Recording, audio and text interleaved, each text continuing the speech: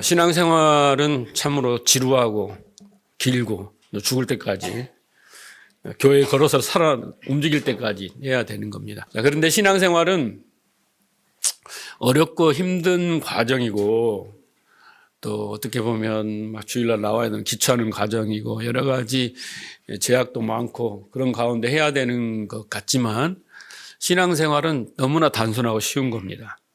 왜냐하면 성경이 무엇을 말하고 있는가를 우리가 잘 파악하면 됩니다. 성경은 우리에게 하나님에 대해서 설명을 하고 있습니다. 그리고 하나님의 나라, 그리고 하나님의 백성이 되는 길을 이 세 가지를 설명하고 있습니다. 그래서 우리가 하나님을 믿는다 하면 제일 먼저 하나님에 대해서 알아야 됩니다. 그래서 우리가 하나님을 알수록 이제 하나님에 대한 우리의 어떤가요? 마음과 태도, 그리고 감정, 또 우리는 하는 의지, 우리는 그걸 다 해서 이제 믿음이라고 하는데 이제 하나님을 알수록 우리는 하나님을 더 신뢰하게 됩니다. 우리가 인간관계도 마찬가지지만 오해와 갈등이 있으면 분쟁이 일어나고 다툼이 일어나고 전쟁이 일어나는 거잖아요. 그런데 이제 서로 만나서 대화하면서 서로의 왜 그랬는지 그 본심이 뭐였는지 진위가 뭐였는지 알게 되어서 그것이 이해가 되고 설득이 되면 화해를 하고 친해지고 더욱 돈독해지는 겁니다. 마찬가지로 우리는 하나님에 대해서 많은 오해와 또 성경에 대해서는 오해와 또 하나님의 뜻에 대해서 잘 모르고 이런 것 때문에 바리새인들처럼 자기가 그 올바르지 않은 지식을 가지고 하나님은 이럴 것이다. 하나님 때문에 이럴 것이다. 이런 식으로 자기가 그냥 자기 생각을 따라 가기 때문에 그것은 진리가 아니잖아요. 그러니까 열매가 없어요. 그래서 신앙생활은 그냥 잘 들으면 돼요. 하나님에 대해서 잘 듣다 보면 내가 그래 하나님 너무 멋지셔. 신실하셔.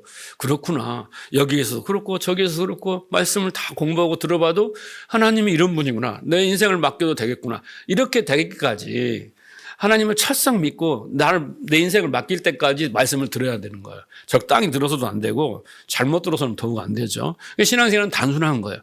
그렇게 잘 들으면요. 그리스도의 말씀을 들으면 믿음이 생긴다 그랬잖아요. 그러면 믿음이 나의 안에서 일을 해요. 네. 그래서 제가 믿습니다. 믿음과 다르다고 했잖아요. 그런 믿음을 우리가 얻기 때문에 신앙생활이 엉망이 되고 하다가 세상으로 가고 포기하고 그런가 잘 못 들어서 그런 거예요. 여러분은 귀 있는 자가 되기를 주님으로 축복합니다. 저는 늘 기도해요. 여러분에게 다른 기도는 안 해요. 건강을 회복해 주시고 이런 문제를 해결할 게 아니라 귀가 열리게 해주세요. 귀 있는 자가 되기 위해서 하나님의 음성을 듣도록 하나님의 마음과 뜻이 하나 되도록 이렇게 기도하고 있습니다. 오늘 또 그렇게 귀가 열린 자가 돼서 이기는 자가 되기를 주님을 축복합니다. 지난 시간에 아브라함이 가나안 땅에 이제 당도를 했죠. 그런데 처음 당도한 것이 어디예요? 세겜 땅 모래 상수리 나무 거기에 당도를 했다 그랬죠. 그런데 그것을 통해서 이제 우리 아브라함은 나하고 오바름을 시켜야 된다 그랬잖아요. 그래서 우리가 교회를 예수 그리스도를 믿고 교회에 딱 들어오면 우리가 처음 봉착하게 되는 것이 세겜 땅에 있는 모래 상수리 나무라는 거예요. 이해를 하셔야 됩니다. 그걸 이해를 하셔야 돼요. 그래서 우리가 신앙생활의 여정 속에서 이렇게 이제 모래 상수리 나무는 어떤 것이냐면 풍요와 다산 상징한다 그랬잖아요. 그 신을 섬기는 신전, 그런 우상을 섬기는 장소란 말이에요. 거기에 이제 봉착해서 우리가 이제 이게 신앙생활 하는데 딱 우리가 가는 곳이 그거예요. 근데 그곳에서 우리가 이제 두 가지 갈림길에 놓여 있어요. 풍요와 다산을 위해서 우상을 섬기듯 하나님을 섬겨서 하나님으로부터 풍요와 다산을 받아내는데 안간힘을 쓰고 헌신과 봉사와 헌금 막 충성하고 막 선교하고 전도 다 해가지고 내가 원하는 것을 얻을 것인가. 이게 하는 길이 있고 하나님을 뭐처럼 섬겨서요? 우상처럼 섬겨서. 이게 하나님 제일 싫어한 거거든요. 아니면 하나님 앞에 단을 쌓는 거예요. 가는 곳마다 단을 쌓았다 그랬잖아요. 단을 쌓고 헌신과 순종의 마음을 가지고 살아갈 것인가. 이 두 길에서 딱 우리는 교회 안에서 이 갈등을 갖게 되는 이 지점에 있는 거예요. 처음에 우리가. 예, 아브라함을 통해서 우리가 그걸 배운 겁니다. 그래서 아브라함은 가나안 땅을 하나님께 약속의 땅으로 받았지만 실제적으로 가나안 땅에 정착하지 않고 계속 남방으로 이렇게 내려갔다고 그랬잖아요. 그러면서 장막에 거했다고 했어요. 거기에서 우리가 뭘 배워야 되냐면, 이 땅은 성도들이 정착하고 영원히 살 땅이 아니라 나그네처럼 거쳐서 진짜 가야 할 우리의 본향이 있다. 우리의 땅 하늘이 있다라는 그 하늘나라를 소망하며 살아야 되는 거예요. 그렇잖아요. 막 드라마 같은 데 보면 막 어마어마한 아파트 막 한 7, 80평 막 100평에 막 호텔처럼 이렇게 해갖고 거기에 돈 인테리어 비용만 막 수십억 들어갔을 것 같아요. 그걸 천국처럼 꾸며놓고 산다고 천국이 되는 게 아니에요. 그렇잖아요. 그래서 하나님은 가나안 땅이 뭐 비옥한 땅 부분도 있었지만 그런 땅들을 보여주는 것은 진짜를 하나님 나라를 설명하기 위한 도구로 삼았을 뿐이지. 그래서 아브라함이 장막을 쳤고 마지막에 한 평, 그냥 죽을 자리 한 평 정도 돈 주고 사왔겠지 그 땅을 다 갖지를 못했다라는 것을 설명을 드렸죠. 여기까지 이제 설명을 했습니다. 자, 오늘부터는 몇 주간에 걸쳐서 이 아브라함의 이제 파란만장한 그 신앙의 여정, 인생의 여정을 구체적 사건들을 이제 조명을 하면서 우리의 인생과 우리의 사건과 이제 비교를 하면서 이제 하나님 뜻을 찾아볼 것입니다. 8절에 보시면 아브라함이 세겜 땅에서 남쪽으로 내려가서 베델과 아이 사이에 장막을 쳤다라는 거죠. 그 마지막 절에 보면 또 내려갔다 올라와서 또 거기 사이에 장막을 칩니다. 다 의미가 있어요. 그래서 여기서 이 남방이라고 이제 썼잖아요. 남방으로 갔다 그랬는데 그 남방이란 뜻이 이 온풍기를 뜯어서 남방시키는 게 아니라 남쪽 남방이에요. 그런데 이 그 히브리 원어에 찾아보면 네겝이라는 히브리 원어입니다. 근데 그 원어의 뜻은 뭐냐면 바짝 마르다라는 뜻이에요. 그러니까 그 네겝으로 갔는데 그곳에 가니까 젖과 꿀이 흘러야 되는데 젖과 꿀이 흐르지 않고 어떻게 했어요? 지명이 의미한 대로 바짝 마른 것처럼 기근이 왔습니다. 흉년이 들어가지고 먹을 양식이 없는 굶주림의 상태에 있는 기근이라고 하잖아요. 갔어요. 거기에 이제 기근이 들었습니다. 자, 가나안 땅은 지금 우리가 상수리나무에서 배웠듯이 풍요와 다산의 신을 섬긴 그 신의 이름이 누구냐면 바알이에요. 다산에 쓰는 그 아스다롯이라고 해갖고 막 이 신상에 보면 이렇게 해갖고 가슴이 여자들 젖가슴 이렇게 커가지고 다산을 상징하는 우상이 있거든요. 그리고 이제 바알은 풍요의 신이에요. 그러니까 그 풍요의 신을 섬겨요. 그게 바알이란 신을 그 가나안이. 그러면 여러분 가나안 땅에는요 기근이 일어나면 안 돼요. 그 사람들은 지금 바알을 섬기는 이유는 풍요 때문에 섬기는 거잖아요. 그런데 기근이 일어났어요. 아니 정확히 말하면 아브라함이 갔는데 하나님은 왜 그 약속의 땅에서 기근을 일으켰을까요? 그러니까 하나님이 일으키신 거예요, 여러분. 우연이 된 건 아닙니다. 우리의 인생의 여정에도 뭐 언제나 예상하지 않는 기근이 일어납니다. 저도 그런 경험들이 많이 있어요. 그래서 하나님의 백성들에게는 따라해 봅시다. 우연은 없다.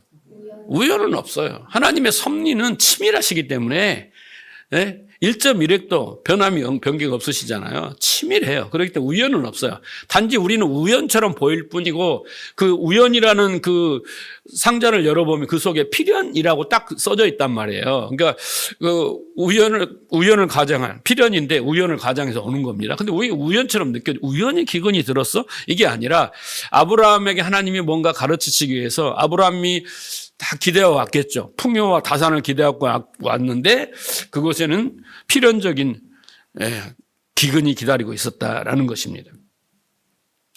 자, 그러니까 우리도 그렇게 신앙생활이라는 것은 믿음이라는 그런 거예요. 우리 안에 기근이 딱 일어났을 때 우리가 그 기근을 어떻게 생각을 해야 되냐. 우리는 처음에 그런 일이 당하면 황망하죠. 가슴이 철렁하고 막 화도 나고 울고 하고 막 그러지 않습니까?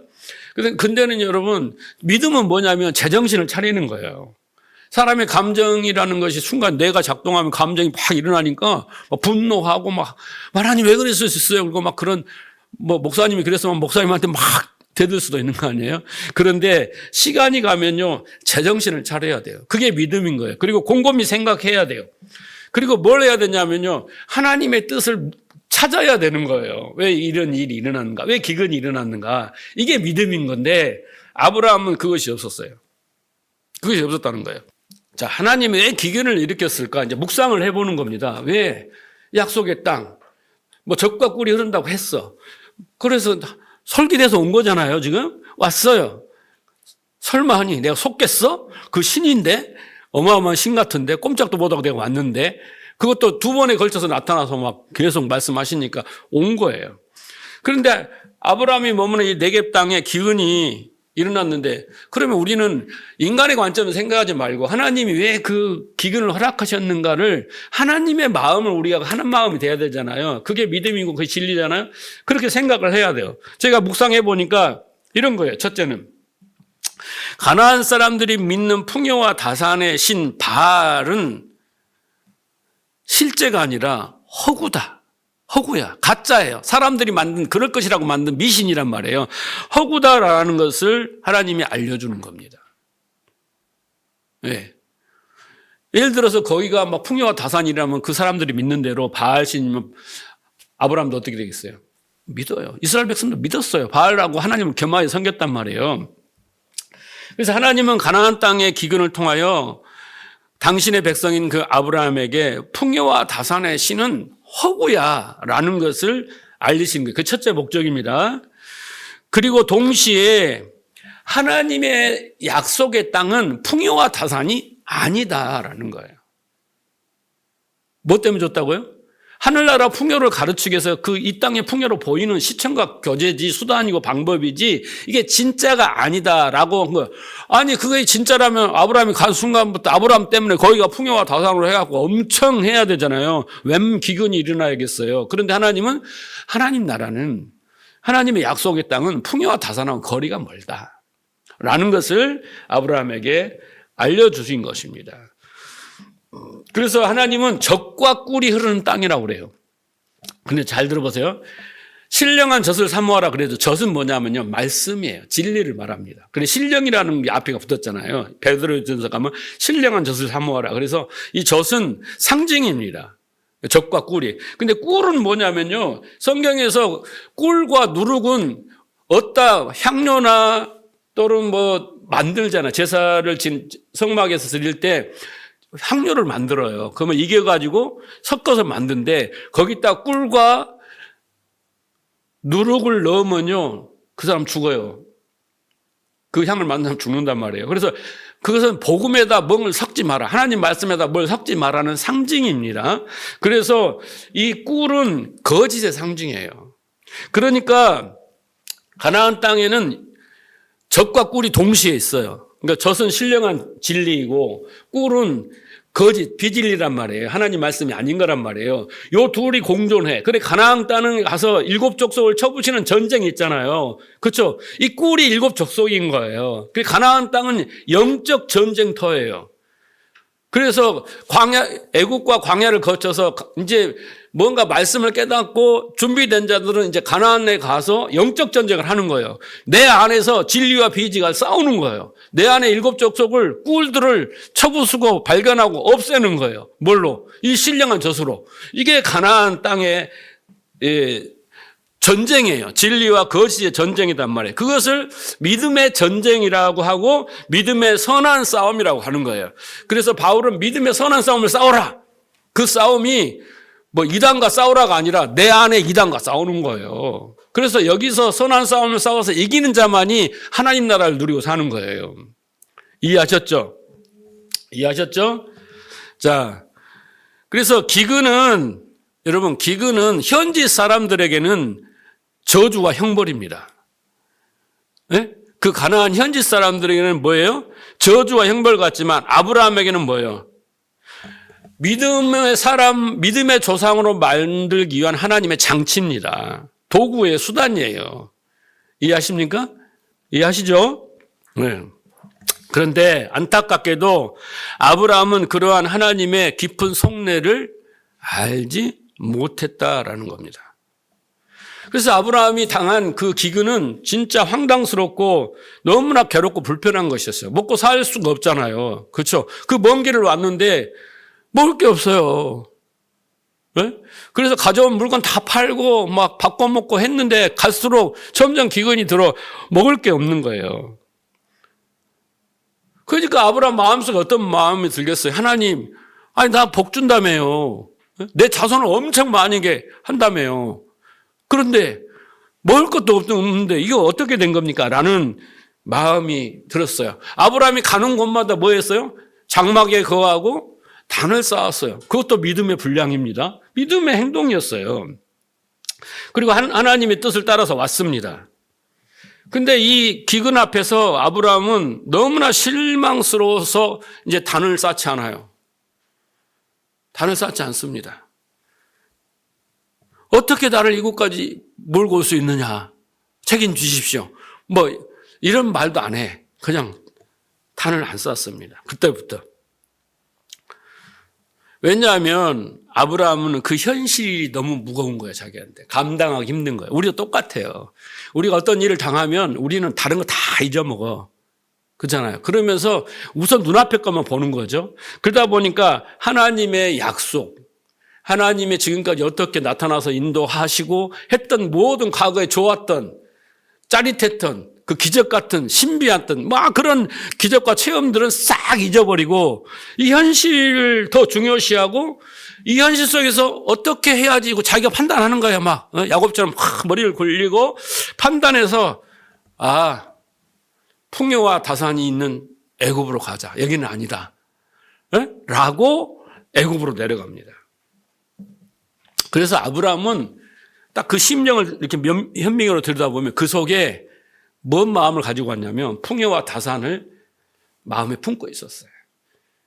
하나님이 내 이름을 창대케 하리라. 뭔 말인지도 몰랐을 거예요. 그런데 내 자손을 많이 주리라. 그러니까 이건 다산이잖아요. 그래서 아브라함은 그래 풍요롭고 자식이 없는데 준다고 하니까 나는 이제 이걸 가야겠다 속마음을 가진 거예요. 그것 때문에 밀려 이 가나안 땅까지 온 겁니다. 그런데 아브라함이 애굽을 택한다고 하잖아요. 그래서 이 성경에서 애굽이라는 단어는 여러 가지 의미가 있는데 우리가 신학적으로 보면요. 신앙의 초보 단계를 우리가 애굽이라고 합니다. 그 애굽의 신앙은 기적을 많이 해요. 애굽에 기적이 많이 일어나잖아요. 그렇죠? 그리고 종교, 육신적인 거 이런 거 할 때 애굽이라고 하는 겁니다. 근데 성경에는 애굽은 어떤 곳이냐면 하나님의 백성들이 하나님을 의지하지 아니하고 다른 것을 의지할 때 그걸 애굽이라고 표현합니다. 예를 들면 이사야 30장 1절 볼게요. 여호와께서 이르시되 패역한 자식들이 화 있을진저 그들은 계교를 베푸나 나로 말미암지 아니하니 맹약을 맺으나 나의 영으로 말미암지 아니하고 죄의 죄를 더하노다. 그들이 바로의 세력 안에서 스스로 강하려 하며 애굽의 그늘에 피하려 하여 애굽으로 내려갔으되 나의 입에 묻지도 아니하였도다. 그러므로 바로의 세력이 너희의 수치가 되며 애굽의 그늘이 피하여 너희의 수욕이 될 것이다. 그래서 이스라엘이 전쟁을 하는데 너무 열세에 모이니까 하나님께 묻지도 않고 바로한테 사신을 보내서 우리 좀 도와달라. 그래서 뭐라고 그랬어요? 바로의 세력을 얻어서 강하게 하려고 하고 바로의 그늘에 피하여 애굽으로 도망간 거잖아요. 그런데 결국 어떻게 했어요? 그 바로의 세력이 너에게 수치가 될 것이고 또 그 그늘의 피함이 너의 수욕이 될 것이다. 하나님이 말하죠. 그러니까 애굽은 그런 것이에요. 성도에게. 그래서 이스라엘도 마찬가지고 아브라함도 똑같이 제일 중요한 게 여기서 뭐가 있냐 핵심이 뭐냐면요. 오늘의 그 핵심 중에 하나는 하나님께 묻지 않았다예요. 그 기근 가운데 어떤 선택을 할 것인가를 하나님께 묻지 않았다라는 거예요. 고난 가운데 하나님께 묻지 않았다. 이게 제일 중요한 거예요. 지금 아브라함의 이스라엘의 문제는 뭐예요? 묻지 않고 자기들이 판단해서 자기들의 그 선택을 했다라는 거예요. 이것이 믿음이 없는 행위입니다. 근데 결국 자기들 선택한 것이 뭐가 돼요? 수치가 되고 수욕이 되었다라는 것입니다. 그래서 아브라함은 기근을 통해서 자기의 속내와 믿음의 그 분량이 그대로 드러납니다. 마찬가지로 여러분, 우리가 교회에 처음 나오게 온 분들은 아브라함과 같아요. 지금 아브라함처럼 부귀영화 무병장수 좋죠. 그리고 만사형통, 뭐 기적, 치유 막 이런 것들을 원하잖아요. 왜냐하면요, 처음에는 하나님 뜻을 잘 몰라요. 그럴 수밖에 없어요. 그게 나쁜 게 아니에요. 믿음의 분량이 그 정도의 분량밖에 없는 거예요. 네? 자, 그런데 그럼에도 하나님이 그 어린 아브라함에게, 믿음이 없는 아브라함에게, 우리 이제 교회에 들어오는 우리 성도들에게 하나님이 왜 기근을 허락하시는가? 이러고 여러분 이것을 깨닫고 아는 것이 믿음이에요. 그랬을 때 하나님이 기근을 주셨을 때 오해를 안 하고 어떻게 해요? 욥처럼 하고 하나님 나는 깨끗하고 잘하고 그러는데 왜 그러세요? 이런 반항을 한다든가 아브라함처럼 막 묻지도 않고 선택해서 이렇게 안 되고 그렇게 하지 말라고 하나님이 우리를 가르치는 거잖아요. 그냥 물어라는 거예요, 나한테. 그 이야기를 하시는 거예요. 그래서 하나님은 왜 기근을 허락하시는가를 우리가 정확히 아는 거예요. 우리의 인생 가운데, 교회 가운데, 신앙생활 가운데. 그래서 어떤 상황 속에서도 하나님의 뜻을 알고 그 뜻은 뭐예요? 우리를 믿음의 사람으로 만들기 위한 그런 과정이다. 그래서 너희 삶에 내가 기근을 내린다라는 것을 안다면 기근을 두려워할 필요가 없는 거예요. 우리는. 거기서 하나님의 뜻을 구하면 해결이 되는 거예요. 그런데 묻지를 않는다니까. 네. 이것이 하나의 어떤 거냐면요. 우리의 믿음을 공고히 하기 위해서 하나님의 말씀을 쫓아 살기 위해서 하나님 뜻대로 살기 위해서 가는 한마디로 훈련입니다. 여러분 탕자의 비유를 잘 아시죠? 그죠? 탕자의 비유를 잘 아십니다.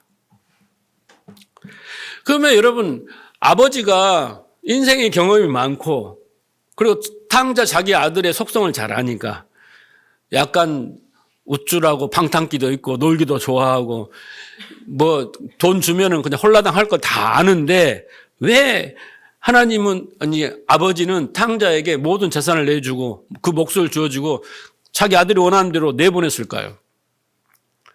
불보듯 뻔한데. 여러분 그렇지 않으면 얘가 아버지와 그 아버지 집의 그 소중함을 모르는 거예요. 거기 가봐야 아는 거예요. 네? 그래서 그 아들은, 탕자는 아버지하고 함께 아버지 집에 거할 때는 아버지의 소중함과 아버지의 능력과 아버지의 뜻을 몰라요. 아버지의 집의 그 가치를 몰라요. 그 안에서는 절대 몰라. 네? 그러니까 하나님이 우리가 하늘나라 우리에서 만들어졌잖아요. 근데 하나님이 그 하늘에 있으면 루시퍼하고 똑같이 되는 거예요. 교만하에 하나님과 비기려고 하니까 이 땅에 내려보내는 거예요. 이 땅에 내려가서 세상이 어떠한 건지 인간이 어떠한 건지 네가 그렇게 교만하에 한번 살아보라는 거예요. 절대 안 될 거라는 거예요. 너는 나 없이는 못 산다고 해서 하나님이 그걸 깨닫고 오라는 거예요.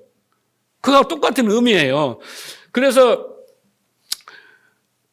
탕자가 객지에 나가서 자기의 방식대로 자기가 추구한 대로 자기가 원하는 대로 막 살아봅니다. 네? 아버지 없이 하나님 없이 살아보는 거예요. 그런데 결론은 어떻게 해요? 자기 뜻대로 되지 않고 다 망했어요. 그냥 돼지 쥐염 열매를 먹어야 되는 그런 신세로 전락합니다. 그래서 비로소 아버지 말씀이 옳았다. 아버지 뜻이 옳았다. 아버지가 옳다. 아버지 집이 나에게가 있을 곳이다. 아버지 집은 어디예요? 하나님 나라이고 성전을 이야기하는 거 아닙니까? 그렇게 해야 된다는 것을 비로소 아는 거예요. 그래서 하나님이 그에게 기근을 허락하시는 거예요. 네, 그래야 깨달으니까. 그 외에는 방법이 없어요. 여러분 존말로 할 때 들으세요. 내가 항상 그러잖아요. 안 들어요. 진짜 고집 세고 안 듣습니다. 자기가 경험해보고 한 번 해도 이건 우연이겠지 또 이렇게 생각하고 몇 번 해보면 이제 깨닫는 건데 그러다 인생 다 이제 나이만 먹는 거죠. 그런데 여러분 생각을 해보세요. 탕자가 이제 가서 다 털리고 이제 알거지가 돼가지고 이제 아이고 이제 안 되겠다. 아버지 집으로 가야겠다. 라고 이제 아버지 집을 그리워하고 가야겠다는 이유가 만약에 그 풍요와 다산이라면 어떻게 되겠습니까? 아버지 집이 재산이 많아서 아버지 집만 편하니까 그 아버지 집한테 가야겠다라고 생각했다면요, 서글픈 거예요. 진짜. 이런 탕자는요, 또 가출을 해요. 네. 그래서 하나님은요, 우리에게 기근을 허락하시면서 가슴이 얼마나 아프시겠어요. 그런데 허락하신 이유는 진짜 자식을 만들기 위해서인 거예요. 탕자처럼 돌아올 때 그 집에 재산이, 아버지한테 재산이 있고 다시 가서 신용을 얻어서 또 해, 이게 아니라 이제 나는 절대 아버지 집을 안 떠난다. 아버지 말씀을 잘 듣겠다. 아버지 뜻대로 살겠다. 이런 마음으로 돌아와야 돼. 그것이 여러분 진짜 믿음인 거예요. 하나님은 그것을 깨닫게 하기 위해서 우리에게 고난을 주시는데, 아버지가 그렇게 기근을 주실 때 우리는 아버지의 의중을 묻고 또 그렇게 아버지 뜻에 맞는 발걸음을 옮겨야 되는 거예요.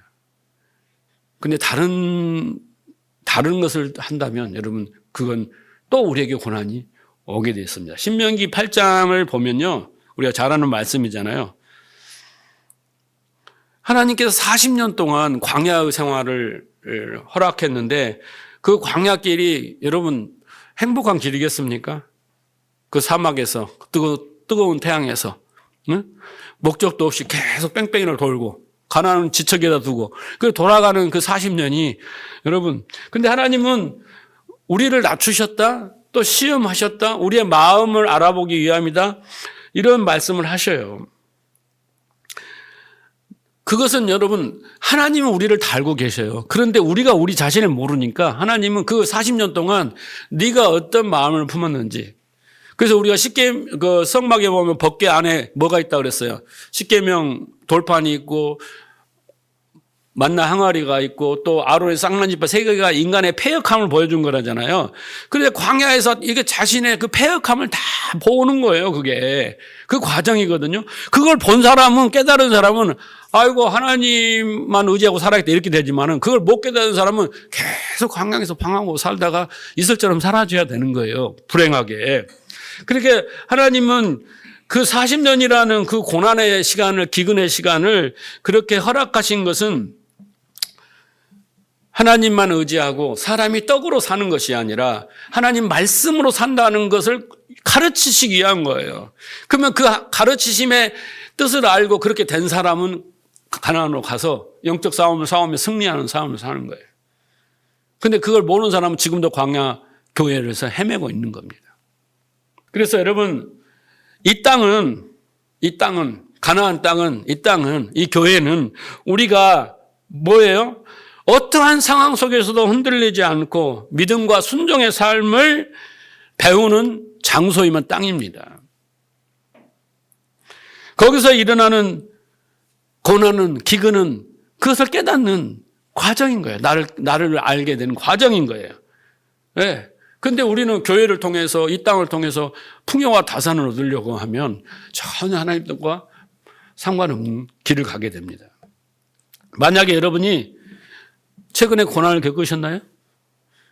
최근에? 고난을 찾아왔는데 우여곡절 끝에, 어떠든 삼각산을 가든 그 기도원을 가든 금식을 하든 뭘 하든 간에 어쨌든 우여곡절 끝에 고난이 끝났어요. 그런데 그 후에 어떤 생각을 하느냐, 이게 중요합니다. 이제 순종하고 죄를 짓지 않고 더 열심히 헌신하고 실수하지 않겠다, 이렇게 다짐을 했다면 이 사람에게는 소망이 없어요. 이 사람은 또 고난이 옵니다. 내가 100% 장담하지만 또 옵니다. 이런 결단을 했다면. 근데 그 결단이 작심삼일이에요. 왜냐하면요, 아직도 하나님 뜻을 깨닫지 못했어요. 깨닫지 못했습니다. 여러분이 고난을 겪고 고난을 지나고 나면 몇 가지 고백을 해야 되는데 제가 예를 한번 들어볼게요. 하박국 3장 17절에 보면 하박국의 고백이, 비록 무화과 나무에 무성하지 못하며 포도나무가 열매가 없으며 감람나무에 소출이 없으며 밤에 밭에 먹을 것이 없으며 우리의 양이 없으며 외양간에 소가 없을지라도 고난이 지나고 나면 내가 이제 잘하면 이렇게 다 회복해 주시겠지가 아니라 찌라도 나는 여호와로 말미암아 즐거워하며 나의 구원의 하나님으로 말미암아 기뻐하리라. 왜냐하면 주 여호와는 나의 힘이시라. 나의 발을 사슴과 같게 하사 나를 나의 높은 곳으로 다니게 하시리라. 나를 영광스럽게 하신다는 거예요. 이게 여러분 깨달음이면 믿음이 와야 되는 거예요. 이렇게 이런 고백이 나와야 되는 거예요. 고난을 통과하면서. 그리고 고린도서 12장 보세요. 8절. 이것이 내게서 떠나가기를 위하여 내가 3번 주께 간구하였다. 뭐예요? 바울이 지금 안질인지 간질인지 너무나 괴로웠잖아요. 사역하는데 얼마나 불편했겠어요. 그래서 3번이나 기도했다는 것은 성경에서 3번은 33판은요 엄청 진실하게 했다는 이야기입니다. 간절히 했다는 거예요. 진심으로. 나에게 이르시기를 내 은혜가 족하도다. 이는 내 능력이 약한 데서 온전함이라 하신지라. 그러므로 도리어 크게 기뻐함이라. 나의 여러 약한 것들에 대하여 자랑하리니 이는 그리스도의 능력이 내게 머물러 하려 함이라. 그러므로 내가 그리스도를 위하여 약한 것과 능욕과 궁핍과 박해와 공고를 기뻐하는 이는 내가 약한 때에 강함이라. 저는 이 말씀을 듣고요. 제가 저쪽 교회 지하에 있을 때를 생각을 해봐요. 만약 그런 열악한 환경이 아니었고요. 뭐 성도가 한 막 몇백 명 되고, 재정도 막 풍부하고, 내가 사람들도 많이 받고, 호화로 연락을 했다면 절대 오늘과 같은 말씀을 전할 수 없어요. 그러면 어떤 걸 택하겠어요? 여러분은 어떤 걸 추천할까요? 1번이요, 2번이요? 그래서 목사님 그렇죠. 그리고 목사님 멋있는 차 타고 다니고 아파트도 넓은 데 사고 사람도 많이 받고 맛있는 것도 많이 사주시고 인생도 좀 즐기시고 고생하셨으니까 이걸 택하겠어요? 그래서 바울은 자기의 약할 때 하나님의 능력이 나타남을 깨달은 거예요. 하나님이 왜 내게 이 고난을 주셨는지를 족하다 하셨는지를 알게 된 거예요. 이게 뭐예요? 기근과 고난 끝에 깨달은 고백인 거예요. 그러면 바울에게 이 질병은 더 이상 문제가 돼야 하나요? 저도 여기 지금 아킬레스까지 나가가지고 개척하는 그 달에 딱 나간 거예요. 얼마나 별한 생각이 있었잖아요. 그런데 지금 생각해 보면 이게 문제가 하나도 안 돼요. 어떤 사람은 이렇게 다리를 절어요. 막 이렇게 옛날에 봤던 사람들 생생한 다리를 저냐고. 근데 다쳤어요. 그런 건 많은데 왜 그랬어요? 자고 하지 말라고 하시는구나. 나름대로 하나님 뜻을 깨달아서 항상 생각할 때마다 그걸 생각해요, 제가. 네. 그런 것처럼 바울도 이렇게 자기의 질병에 대해서 그것을 장애에 대해서 문제에 대해서 더 이상 그걸로 받아들이지 않고 오히려 전화위복으로 삼았다는 거예요. 그게 뭐예요? 하나님 뜻을 깨달았다는 거죠. 그렇게 되면 우리는 다 받아들이게 됩니다. 자, 보세요. 고린도서 1장 8절을 보면 형제들아 우리가 아시아에서 당한 환난을 너희가 모르게 원하지 아니하노라. 힘에 겹도록 심한 고난을 당하여 살 소망이 끊어지고 우리는 우리의 자신이 사형 선고를 받았죠. 바울이 사역을 하면서 이만한 고난을 당해서 저에게 이만한 고난이었다면요. 저는 하나님이 그만두라는 거라 하고 사역을 접었을 겁니다. 살 소망이 끊어졌대요. 사형 선고를 받은 것처럼 죽음까지 직면하고 사람들에게 위협을 당하고 어마어마한 굶주리기도 하고 막 그잖아요. 뱀에 물려서 독사에 물려 죽기도 하고 막 동족들에게 막 몰매를 맞기도 하고 그런데도 왜 하나님 아브라함처럼 왜 가나안 땅에 기근이 왔습니까? 막 이렇게 따지는 게 아니라 그 당시에는 알았겠어요, 몰랐겠어요? 몰랐죠. 나중에 생각을 해보니까 뭔 말이에요? 그 이유는 우리로 자기를 의지하지 말고 오직 죽은 자를 다시 살리시는 하나님만 의지하라.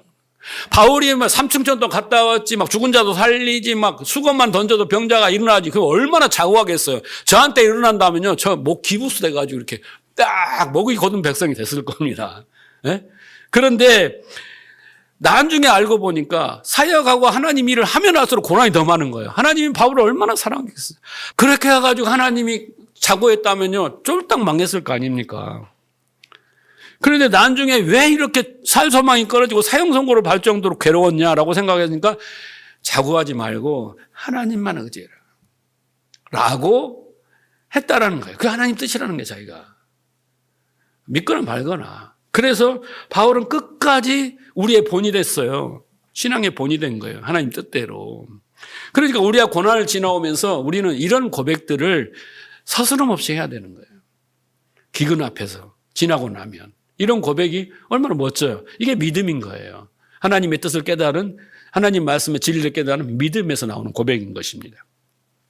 그런데 제가 말씀을 묵상하면서 그 풍요와 다산에 안전해지고 여러분이 물질적인, 육체적인 이런 것이 기근이 왔는데 여러분 진짜 무서운 기근이 뭔지 아십니까?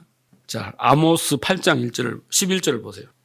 주 여호와의 말씀이니라. 보라, 날이 이를지라 내가 기근을 땅에 보내리니 양식이 없어 주림이 아니며 물이 없어 가람이 아니요. 뭐예요? 읽어봅시다. 시작. 여호와의 말씀을 듣지 못한 기갈이라. 이게 무서운 기갈인 거예요. 이게 제일 무서운 거예요, 세상에서. 교회라고 여러분 많은 교회가 있지만 그곳에 말씀이 없는 교회가 어디 있겠어요. 그런데 말씀을 듣지 못한 기갈이에요. 말씀을 그냥 애굽에나 그런 말씀을 전했든지 아니면 기가 닫혀서 듣지 못했든지 어쨌든 사람이 이 바다에서 저 바다까지 북쪽에서 동쪽까지 비틀거리며 여호와의 말씀을 구하려고 돌아다녀도 얻지 못합니다. 그날의 아름다운 처녀와 젊은 남녀가 다 같이 쓰러지리라. 사마리아에 제된 우상을 두고 맹세하여 이르기를 다나 내 신들이 살아있음을 두고 맹세하느나 하거나 브엘세바가 유하에 있는 것 같이 살아있음도 두고 맹세하노라 하는 사람들이 엎드러지고 다시 일어나지 못하라는 거예요. 다 가짜 하나님 섬기고 괜찮다 좋다 하던 사람들이 결국에 가서는 그렇잖아요. 그래서 제가 항상 주장하는 게 뭐예요? 21세기 와서 우리는 영적 전쟁 시대에 왔는데 마귀하고 싸우는 게 아니에요. 거짓과 진리의 시대에서 살아남는 교회는 진리만 가진 교회만 살아남는 거예요. 말씀의 기간이 왔어요. 21세기에는. 교회들이 건물을 반듯하게 세워놓고 사람이 막 우르르 하지만은 그곳에 만약에 말씀이 없다면, 진리가 없다면 금방 무너져요. 유럽 교회가 그래서 다 무너졌잖아요. 많이. 그걸 우리가 눈으로 보고 있지 않습니까? 그래서 우리가 진리의 말씀을, 그 말씀의 기갈이 일어나서 진리의 말씀을 듣지 못하면 어떻게 되냐면 예수님 말씀하시죠. 외식하는 자들아, 그렇게 신앙생활 열심히 하고 율법에 흠이 없다고 하잖아요, 바울은. 그런데 그가 회칠한 무덤 같은 자고 마귀의 자식이라는 거예요, 독사의 자식들아 라고 말하는 거예요. 왜? 그들에게는, 그들 안에는 말씀이 없었어요. 지식은 있었어. 성경의 지식은 있었지만 그 의미를 몰랐다는 거예요. 하나님 뜻을 몰랐어요. 아브라함처럼 기근을 일으키는 이유도 몰랐고 하나님 주신 말씀 율법과 성막을 줬는데 왜 줬는지도 모르고 열심히만 지켰다는 거 아닙니까? 그런데 그게 말씀의 기갈인 거예요. 물질적 기갈도 기갈이지만은요, 그 기갈은 영적 기갈이 얼마나 무서운가를 보여주는 거예요. 그런데 그 기갈이 왔는데 애굽으로 가요? 그 풍요를 찾아서? 아니죠. 그래서 아브라함이 당면한 그 기근, 이스라엘의 광야에서 당면한 그 기근, 우리가 지금 당하고 있는 그 기갈 앞에서 우리는 어떤 태도를 보여야 하는가요? 그것은 하나님 섭리 가운데 일어난 겁니다. 내가 실수를 했든 타인이 나에게 해를 가했든 내가 선택을 했든 안 했든 일어난 거야. 근데 하나님은 모든 걸 합력하여 하나님의 선한, 하나님의 합력하여 선을 이루는데 그 선이 묻는 거라고 하나님의 뜻이에요. 우리가 어떤 선택을 하든 간에 하나님은 그 속에서 일을 하셔요. 아브라함이 어떤 선택을 하든 간에 쫓아가서 하나님은 일을 하신다고요. 믿음의 사람으로 만들어내신다고요. 그걸 우리는 알아야 되는 거예요. 그래서 어떤 상황 속에서 우리는 그 기근과 갈증을 허락하신 하나님의 의중을 아는 게 중요해요. 의중을 알고 물어야 돼요. 그래서 그 속에서도 하나님을 의지해야 돼요. 하나님이 구름기둥, 불기둥을 줄 때까지 움직이지 말아야 돼요. 그런데 냅다 그냥 애굽으로 간다니까요. 자기의 방법을 택한다니까요. 그것이 신앙의 예정인데 아브라함은 지금 뭐합니까? 큰 실수를 한 거죠. 그렇죠? 하나님께 묻지도 않았고 약속의 땅도 떠났고 오히려 풍요의 그 삼각주 나일강 그에 있는 애굽 땅으로 그 배부름을 위해 간 것입니다.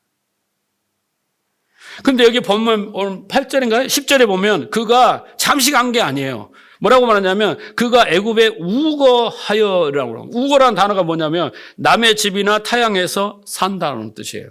정착하러 간 거예요. 그러니까 하나님 약속도 잊어버렸어. 그 배고픔 앞에서. 단순히 애굽으로 내려간 것이 아니라 하나님의 말씀을 구하지 않고 뜻을 구하지 않고 자기 멋대로 한 게 그게 잘못인 것입니다. 뒤에 보면요. 하나님이 이삭이 또 애굽으로 내려가려고 그래. 똑같은 아버지가 경험했던 그 경험이 일어났는데 이삭에게는 창세기 26장 2절의 이하를 보면은 애굽으로 가지 마라. 그러니까 이삭은 순종을 합니다. 아버지는 순종을 안 했는데. 그리고 창세기 46장에 가면요. 하나님이 야곱의 가나안 땅에 거기 기근이 들었잖아요. 그러니까 애굽으로 가라고 합니다. 또 야곱이 또 순종을 해요. 네? 그러니까 아브라함은 순종을 안 했죠. 그러니까 우리가 여기 봤을 때 중요한 게 뭐냐면요.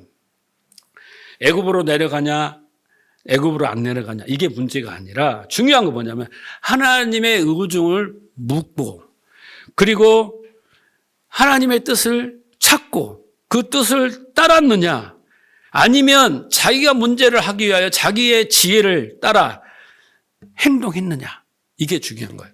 이 차이는 하나님의 의견을 묻고 하나님 뜻에 따라갔다 이게 믿음이고 자기가 판단해서 갔다 그건 아브라함은 믿음이 없음이에요. 이것을 잘 구분을 하셔야 됩니다. 여러분 그거 할 수 있잖아요. 고난이 왔어. 목사님 어떨까요? 차라리 상담으로 오세요. 그러면 절대 떠나지 말고 기다리세요. 그리고 하나님 뜻을 구하세요. 기도하고 견뎌내면 그 과정에서 하나님 말씀하신다니까요. 왜? 고난을 주시니까 기근을 주시니까 하나님인데 나 몰라라 하시겠냐고 이유가 있어 줬는데 우리는 그 이유를 하면 다 해결되는데 그 이유는 알려고 하지 않고 자꾸 해결하려고 우리 능력으로 해결하고 우리의 방법을 해결하는 게 그게 아브라함이라는 거예요. 자, 그래서 모세는 아브라함의 그 신앙의 그 믿음의 없음이 어떤 표현을 하냐면 내려갔다 이렇게 표현을 해요. 야, 애굽으로 내려갔다. 그래서 내려가면 절대 안 됩니다. 삼손도 딥나로 내려가서 블레셋에 있는 드릴라를 만나서 반해버렸어요. 또 탕자도 아버지 집을 떠나 타국으로 내려갔다. 이 내려갔다는 단어가 좋지 않습니다. 또 요나가 욥바로 내려가서 어떻게 됐어요? 하나님의 낯을 피했습니다. 네? 엠마오로 가는 두 제자도 예루살렘을 떠나 내려가서 이렇게 되는 거예요. 내려간 하향은 신앙의 태보예요. 안 좋은 거예요. 자, 그런데 성경에 보면요. 이 네겝이라는 이 땅이 바짝 마르는 기갈이잖아요. 이 네겝에서 또 무너진 사람이 또 한 사람 나옵니다. 성경은 묘합니다. 네겝이 나와. 누구냐면 엘리야예요. 엘리야가 3년 반 동안 비가 내려오지 않지 않습니까? 그랬을 때 하나님께 기도해서 비가 내립니다. 그리고 바알과 아세라 그 선지자 850명을 처형을 합니다. 얼마나 위대한 일을 했습니까? 그런데 이세벨이 그런 엘리야를 죽이고 추적합니다. 그래서 도망옵니다. 마치 꽁이 막 쫓기면 도망가다 머리 쳐박고 숨듯이 노뎀나무 와서 머리를 쳐박고 하나님께 자기를 죽여달라고 이렇게 원망 섞인 기도를 드립니다. 그 땅이 바로 네겝 땅입니다. 똑같아요. 아브라함의 신앙이 완으로 무너져서 애굽으로 간 것이 바로 네겝 아닙니까? 또 엘리야도 신앙이 무너져서 하나님께 원망하고 나 죽여달라고 한 곳이 이 네겝입니다. 근데 하나님은요, 그런 엘리야에게 까마귀를 통해서 떡과 물을 주십니다. 힘을 하고 40주야를 하나님께서 회복을 시키셔요. 그리고 호렙산에 서서 하나님이 일을 하십니다. 그런데 하나님이 물어요. 너가 왜 여기 있지?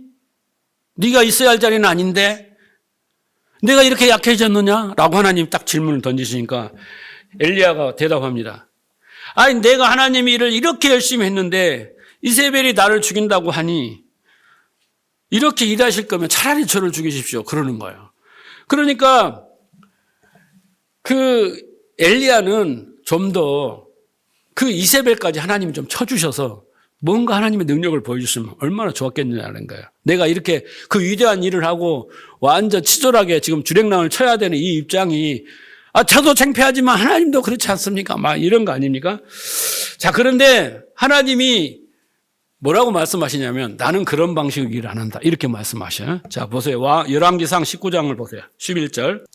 여호와께서 이르시되 너는 나가서 여호와 앞에서 산에 서라 하시더니 여호와께서 지나가시는데 여호와 앞에 크고 강한 바람이 산을 가르고 바위를 부수나 바람 가운데 여호와께서 계시지 아니하며 바람 후에 지진이 있으나 지진 가운데도 여호와께서 계시지 아니하며 또 지진 후에 불이 있으나 불 가운데도 여호와께서 계시지 아니하고 불 후에 세미한 소리가 있는지라. 여러분 보세요. 성경은 너무나 자세하잖아. 엘리야는요, 하나님이 바람으로 태풍으로 그냥 한번 싹 쓸어버리기를 원하시고, 그 다음에 뭐라 해서 지진으로 한번 싹 엎어버리기를 원하시고, 또 뭐해서 불로 한번 다 태워버리시는 그런 어마어마한 능력을 보여주시기를 원하죠. 여러분도 그러잖아요.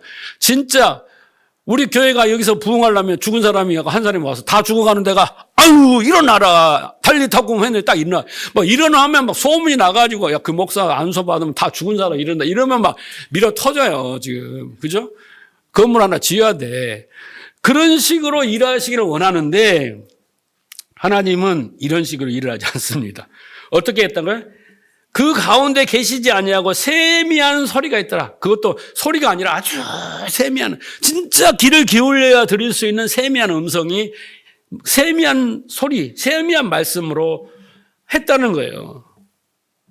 그러니까 결국은요, 귀를 기울여서 be careful, 아주 집중해서 간절한 마음으로 집중해야 들릴 수 있는 그 음성, 하나님의 뜻입니다. 그 음성을 쫓는 자들을 하나님은 그들을 통해서 그 음성을 듣는 자를 통해 일하신다는 거예요. 그래서 뜻을 물어야 되는 거예요. 하나님은 이 네겝에서 무너지는 엘리야, 또 아브라함, 또 우리예요. 그 기적과 풍요를 쫓아 그런 기적을 우리에게 주시기를 우리는 원하지만 하나님은 세미한 음성으로 우리에게 믿음을 주시기 원하는 거예요. 하나님의 방식을 우리가 이해해야 됩니다.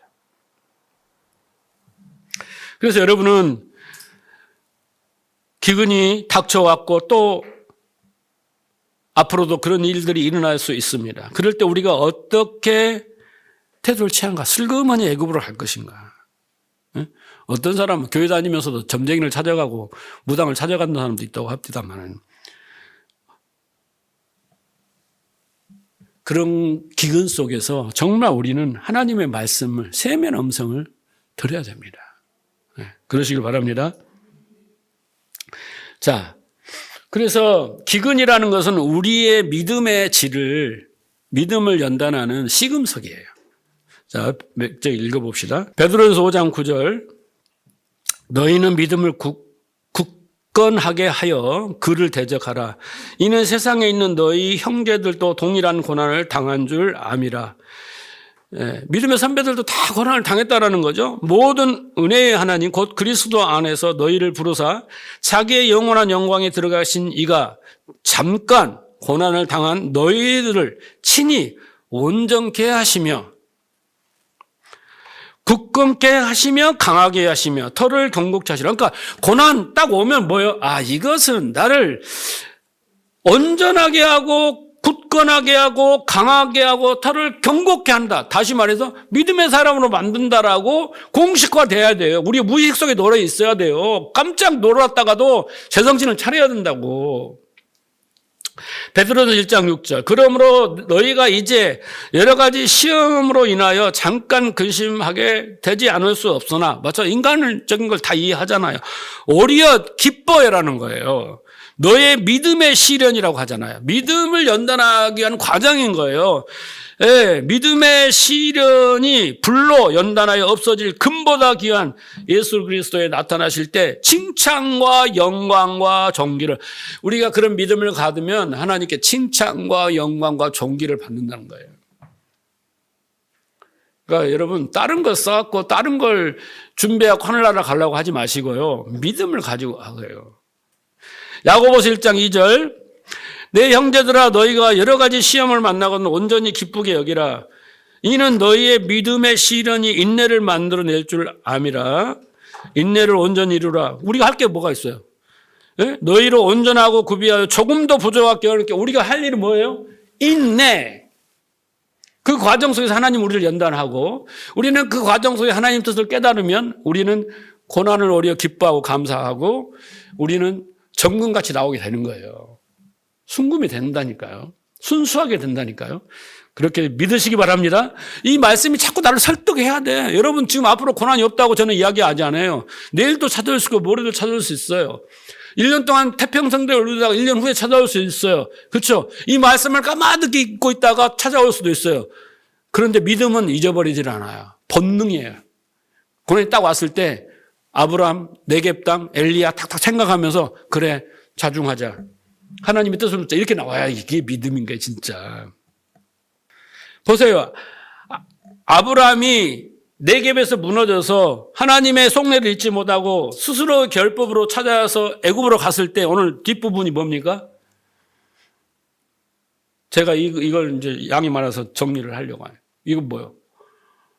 그 뒤에 기다리고 있는 게 뭐냐면요. 아브라함이 딱 이제 애굽으로 갔는데 뭔 걱정이 되냐면 그때 풍습은 뭐냐면요.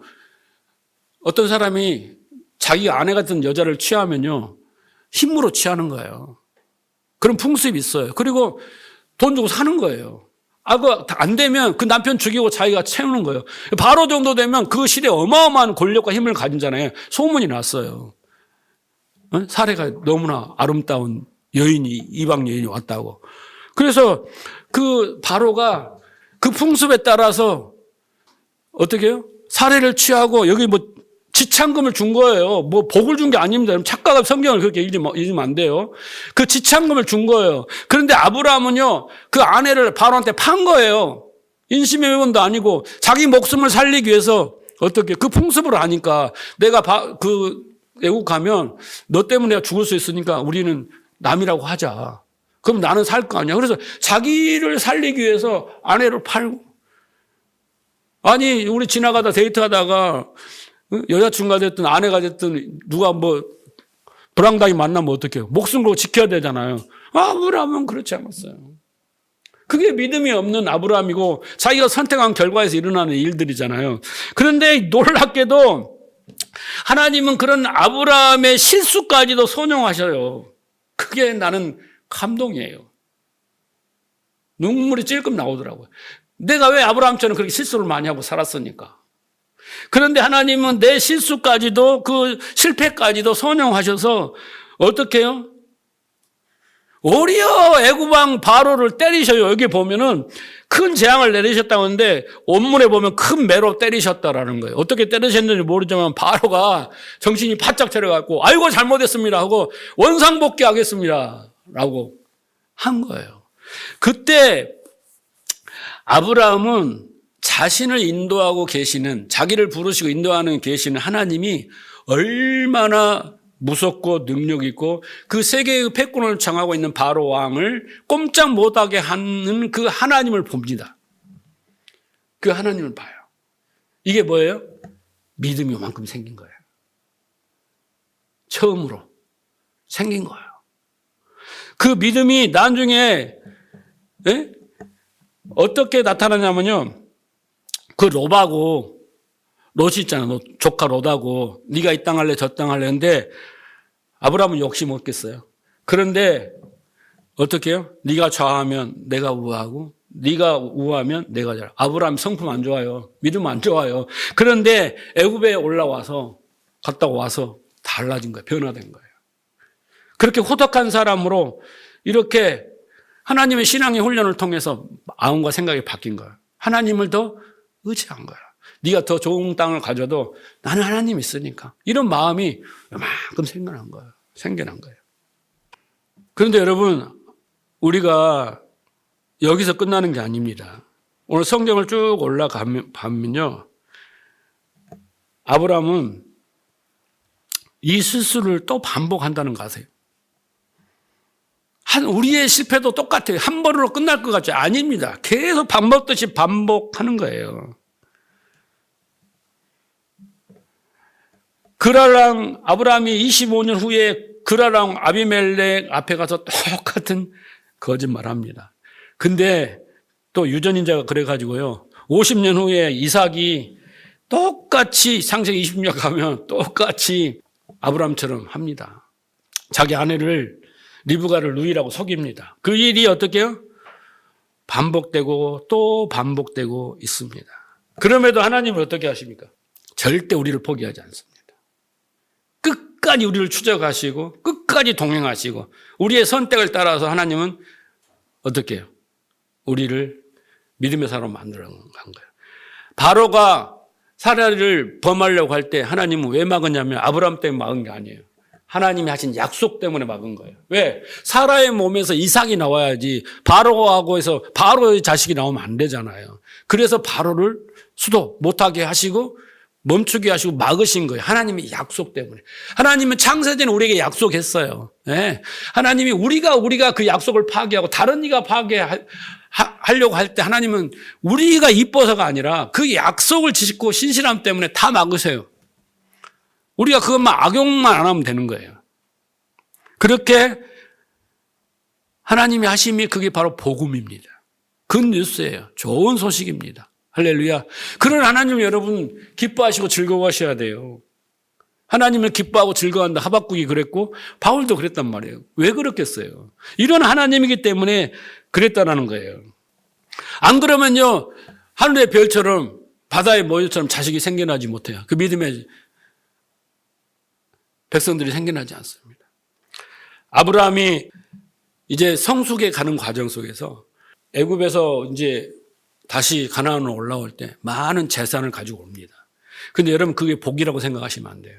그걸 복이라고 설교하면 안 돼요. 왜냐하면 아브라함은요 그게 전쟁의 흔적이에요. 자기의 믿음 없음의 흔적이에요. 이것들이 다 뭐예요? 자기가 아내를 팔아먹고 하나님을 떠나 기근을 피해서 갔다는 그 증거물이잖아요. 그걸 볼 때마다 운매 기주고 이랬다는 거예요. 그걸 생각하셔야 돼요. 그래서 아브라함이 다시 올라와서 베델과 아이 사이로 올라간 것을 기억하셔야 돼요. 네? 13장에 3절에 보면 베델과 아이 사이로 거기 장막을 쳤잖아요. 다시 올라와서 그 사이에 친 거예요. 여러분 참 성경이 재밌는 거 베델은 뭡니까? 벳이라는 건 베이트, 집이란 뜻이고 엘은 하나님의 집입니다. 성전이죠. 그런데 아이란 뜻이 뭔지 아세요? 쓰레기 더미라는 뜻이에요. 그러니까 내가 가운데 섰어요. 하나님의 집이 있고 쓰레기 더미가 있는 거예요. 그 사이에 우리는 항상 있는 거예요. 그래서 기근이 오고 어떤 올 때 이 쓰레기 더미로 갈 건가 아니면 베델로 올라갈 건가 이것을 항상 우리는 우리 앞에 인생을 통해서 신앙생활을 통해서 계속 그래서 어떻게 해요? 때로는 이리 갔다 때로는 이리 갔다 해요. 그런데 말씀을 잘 듣고 기갈이 없이 진리의 말씀을 듣는 사람은 점점점 이리 가는 거예요. 베델로 하나님의 집으로 믿음으로 가는 거고 안 그러면 우리는 계속 어떻게 해요? 쓰레기 더미 속에서 그 쓰레기 홍수 속에서 사는 겁니다. 그래서 여러분은 베델을 선택하시기를 주님으로 축복합니다. 자, 말씀을 정리합니다. 여러분의 지나온 인생을 한번 돌아보시기 바랍니다. 저도 말씀을 준비하면서 제가 모태신앙인데 그때부터 중앙에 방황기가 있었고 다시 하나님께 부름을 받고 신학 공부하고 여기까지 오면서 진짜 거듭나고 그 이후부터 쭉 지금까지 생각해 봤습니다. 고난과 기근이 없었습니까? 많았습니다. 있습니다. 어떨 때는 수치스럽고 창피해서 기억조차도 하기 싫은 그 고난이 있고 기근이 있습니다. 그런데 여러분 잘 들으세요. 그 여정을 어떤 관점으로 보느냐를 하나님이 오늘 말씀하고 계시는 거예요. 우리에게. 네가 지나오는 과정을 오늘 말씀을 듣기 전까지 나름대로 뭔가 생각하고 정리하고 배운 대로 왔지만 다시 생각해 보라는 거예요. 내가 오는 과정 속에 오르막도 있고 내리막도 있고 수치스러운 일도 있고 정말 말하기 창피한 일도 있고 많습니다.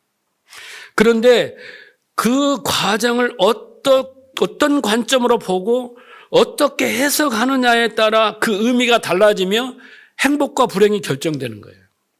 하나님과 관계가 결정이 되는 거예요. 성경이 말해준 대로, 성경이 보여준 그 관점으로, 그 언약의 관점으로 봐야 되는 거예요.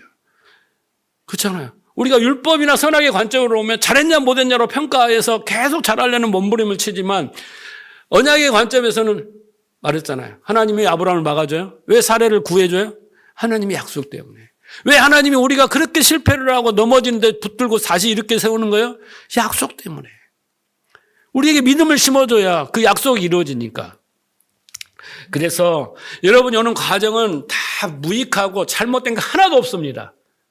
내 수준에 맞게, 내 스타일에 맞게, 내 성격에 맞게, 내 성정에 맞게 일어난 일들이에요.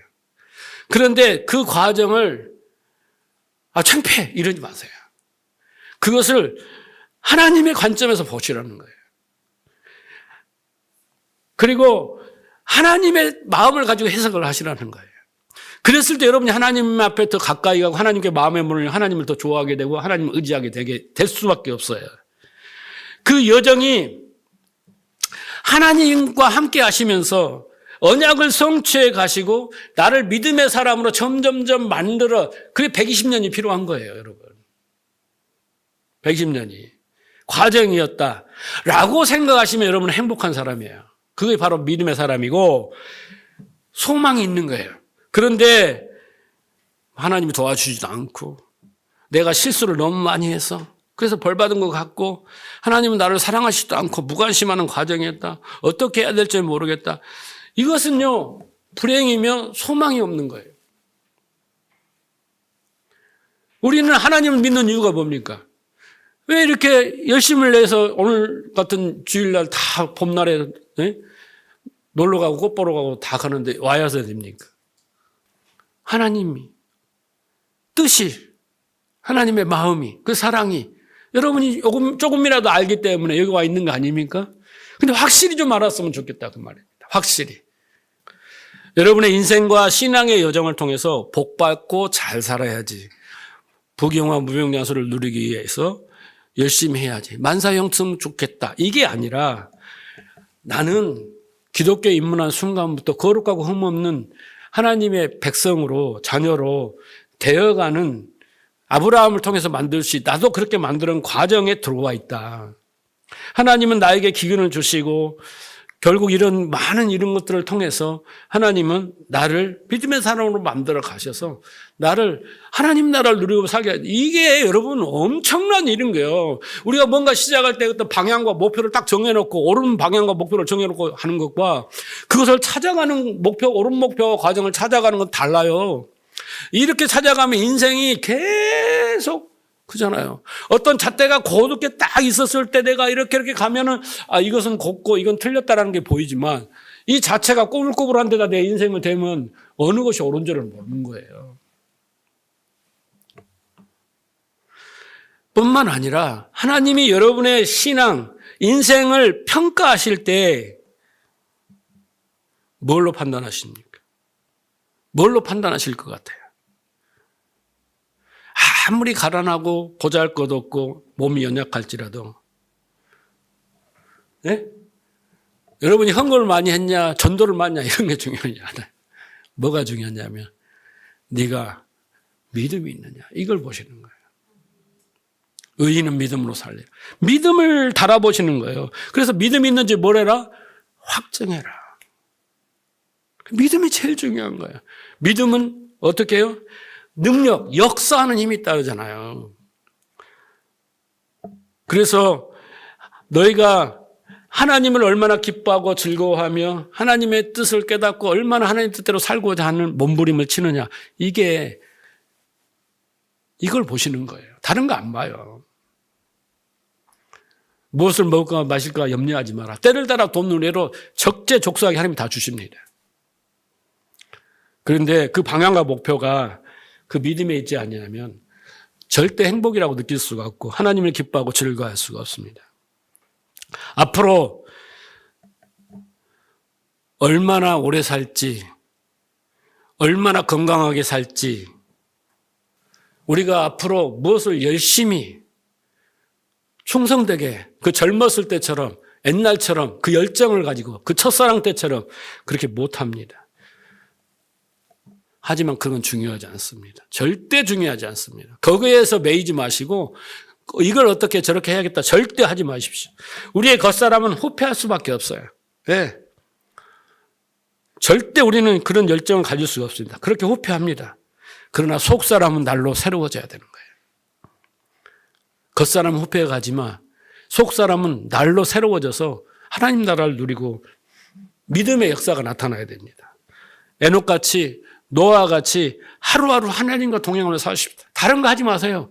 하루하루를 사는데 우여곡절 나를 괴롭히는 있지만은 내가 하나님과 동행하고 있다.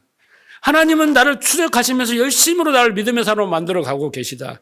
그 믿음으로 하루하루를 하나님과 에녹은 동행했다잖아요. 한 방향으로 갔다라는 거예요. 그도 은혜를 입은 거 아닙니까? 노아도 오직 하나님의 뜻을 이루기 위하여 120년 동안 방주 맞는 게 하나님의 뜻 아니었어요? 그것만 한 거예요. 그게 행복이에요. 남들은 그게 뭐가 가치가 있느냐 행복하냐 모르지만은 그 믿음은 그렇게 만드는 거예요. 바울처럼 그 난리를 치고 자기는 기고만장해서 의를 내세웠지만은 다 쓰레기로 버리고 하나님의 뜻을 깨달은 그 자체로 내가 나 되면 하나님의 은혜다. 이런 고백으로 살아가는 거예요. 그래 하루하루 그렇게 사시면 됩니다. 네.